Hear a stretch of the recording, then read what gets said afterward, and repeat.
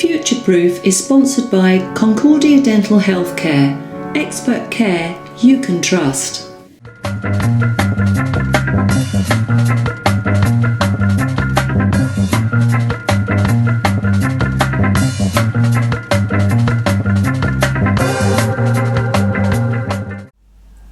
Hello and welcome back to the programme. You're watching Sarah Hopwood as I continue this programme, the business programme, looking at future-proofing and the merits of emotional intelligence. And in the first half I was talking about the importance of our beliefs, our thoughts, particularly our self-talk, and then our behaviours, which is our performance. And our performance usually is linked right back to our beliefs. Before I continue, I just want to give a heads up to the Tin Man playing in the opening.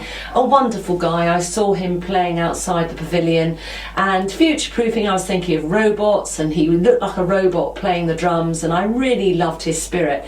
But I know he does performances, and I know you can book him. He doesn't actually live in Brighton at all, but do Google him, and I think he's got a Facebook page, so I think he's fantastic. And if you like him too, then do pop him a note and say hello, and maybe ask him what he's doing or whatever. So anyway, in this second half, I want to continue and actually take this a step further, and maybe, if you like, use a story around it to see how our beliefs are linked to our behaviours, and indeed the outcomes that we have, which part of the outcome is actually the emotional responses about how we feel about that outcome.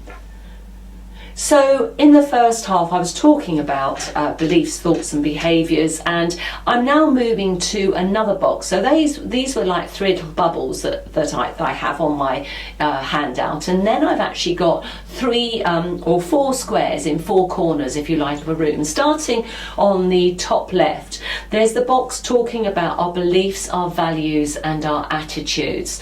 And if you like, values and attitudes come from what we believe. So if I'm seeing or I've got a client coming, or a prospective client who wants to come and see me, and right at the beginning, from the email contact or the phone call, I'm thinking, oh, I don't know, they sound a bit abrasive, or not sure that we're going to be able to work together properly here, or if I have some reservations, I've got to be very, very careful about what I believe about this person when I come to meet them, because if I'm not careful, unwittingly I've already started to form an emotional response to who they are. So in a way I could possibly be defensive before they've even walked in the room, if you like, looking for a bit of arrogance or looking for a bit of aggression.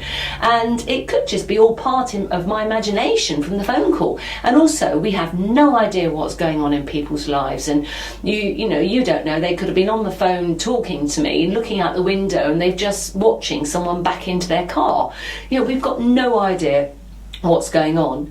So we have our beliefs, our values and our attitudes, and once we have those, then we move across to the corresponding box to our decisions. So based on that, and this is where emotional intelligence comes in, rather than, if you like, have a internal feeling that I don't think this person's going to be right for one reason or another, I can just let my feelings roll when I meet that person, or I can actually make an active decision which can turn the results around completely. And I could actually talk to myself and say, don't judge a book by its cover, or something. And I can say something to myself which adjusts my auto-response thinking to make me see this person in a different light. From that decision making, I then have the outcome. So I have an amazing meeting. They're nothing like I thought they were going to be, and we're going to be doing some long-term work together. And actually, it's far better than I ever thought it was going to be. And from those outcomes, I then have the experience. I'm smiling, I'm happy, and guess what? I'm very much looking forward to seeing them again. If we go back and run that scenario again, beliefs, values and attitudes, and I'm suspicious that they're not going to be, I don't know, good to work with or what have you, if I don't make a decision about that and have what we call an auto response, then when they walk in the room, then with no real decision made, I've already got my unconscious bias going on where I'm assuming it's not going to be good. So guess what? The outcome is a bit flat, nothing in particular, and then I have the experience and say, well, that was a waste of time, wasn't it?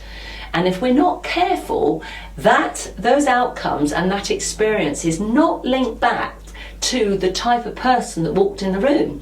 It's linked back to my beliefs, my attitudes, and my values. So really, really key. So how do we then cope if we have beliefs, behaviours and attitudes? How can we change our future moving forwards so that we actually get the results that we want? A good way of doing it is something called ABBC. And A is the activating event, B are our beliefs, so that's the internal or external beliefs. Then we have our behaviours, and then we have the consequences or the outcomes. But actually I quite like the word consequences, because consequences tells me that I could have changed the outcomes. If outcomes just sits as a word, then to me the word outcomes tells me or indicates there's nothing I could have done about it. But actually consequences suddenly makes me accountable for what has just happened.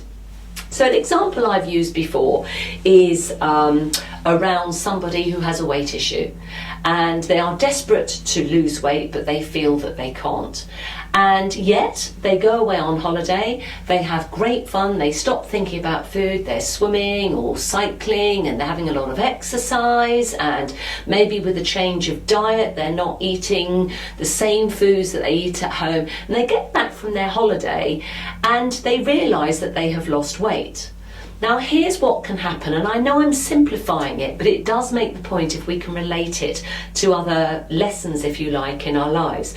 And that is, if that person believes that they cannot lose any weight, so maybe they've told all their friends, I cannot lose any weight, then even though, the activating event went on holiday, belief is I can't lose weight, the behaviour is actually I forgot about food but I exercised, and then the consequences are actually I've lost weight. If the belief system remains the same, oh, that was lucky because I can't lose weight, then the behaviours will support that. So guess what? Very, very quickly, habits, whatever they are, maybe going back to eating what they were eating before, maybe not having the same exercise, whatever it is, means that they will eventually go back and have the consequences or the outcomes that they believe are true, which is, I cannot lose weight. So in other words, the weight would go back on. So activating circumstances, going on holiday, belief system, can't lose weight, the behaviours, and what ended up happening was actually there was a hint of ability to lose weight, but the belief system didn't change, so the outcome is that the weight actually didn't stay off, it went back on again. And we can have these just around relatives. Is there a relative that you don't get on with?